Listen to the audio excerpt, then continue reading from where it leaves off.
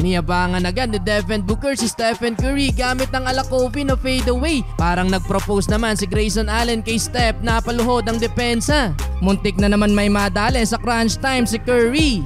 Phoenix Suns versus Golden State Warriors ang pagbabalik ni Kevin Durant sa home court ng Dub Nation. Sigawan ng mga fans ng Warriors kay KD. Wala ngayon sa game etong si Draymond Green due to ankle injury, habang wala din sa kabila si Bradley Beal dahil naman yan sa back injury. Kasama sa starting five ng Warriors etong si Chris Paul na agad makakaharap ang kanyang former team. Well, first quarter maagang pukol sa labas para sa greater shooter na si Stephen Curry, pero agad nakabawi sa kabilang Suns mga bro. 10-0 run ang naging bawi ng visiting team led by Devin Booker at Kevin Durant. Expected na pangungunahan nilang dalawa ang opensa nitong Phoenix lalo't wala si Bradley Beal. Ibig sabihin more touches para sa dalawang players na to ng Suns. Double digit agad si Devin Booker, ayaw magminte sa mid-range mga bro, napatayo pa sa kinauupuan etong si Beal. Under 7 minutes nang magkabantayan naman ang dating magkakampi. Mismatch sana mga bro pero napituan ng offensive foul dyan si Kevin Durant. 10 points ang biggest lead ng Phoenix pero nagkaroon ng bawi ang Warriors mga bro. Nakipagsayaw sa bantay si Stephen Curry.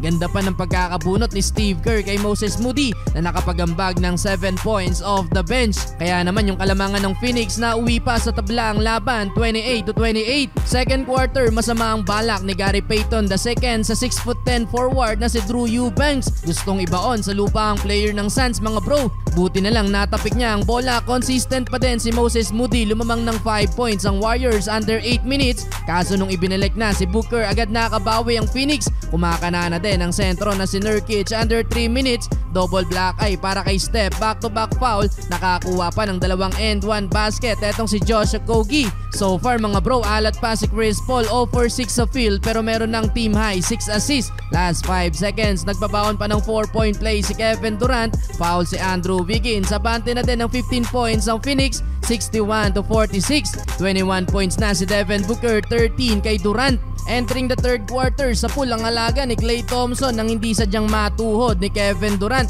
Wala pang 2 minuto ng quarter mga bro, isang matandang fan naman ang bigla na lang natumba sa kanyang upuan. Kaya naman bagyang na-delay ang laban mga bro, pero buti na lang okay naman etong si Lola at in-enjoy pa ang cheer ng crowd sa kanya palabas ng arena. Well, after nyan bigla na lang din nagkaroon ng run ng Warriors, 7 straight points para kay Stephen Curry. Pinaluhod pa ang depensa dito ni Grayson Allen. Finally nakapagtala na din ng field goal si Chris Paul at kasabay niya ng pagkuha na din ng Warriors sa lead. Taas kamay na lang si Curry nang mag-take over na sa opensa etong si Chris Paul. 11 points sa third quarter para kay point guard. Well, hanggang dulo mga bro, na-control na ng Warriors ang lead. Kuminga 10 points na din, 86-80 end of third quarter. Well, fourth quarter biglang burado ang lamang ng home team matapos ang 8-2 nating start ng Phoenix. May ilang beses nakukuha na ng offensive rebound sa ilalim etong Warriors. Though nagpapalitan lang sila ng kalamangan mga bro, and 1 para kay Kevon Looney, layup naman sa kabila para kay Booker. Last 3 minutes mga bro, eto na si Chris Paul, clutch basket, baba sa isang kalamangan ng Phoenix. Lalamang sana ang Warriors mga bro, kaso mintes ang dalawang free throw ni Kuminga.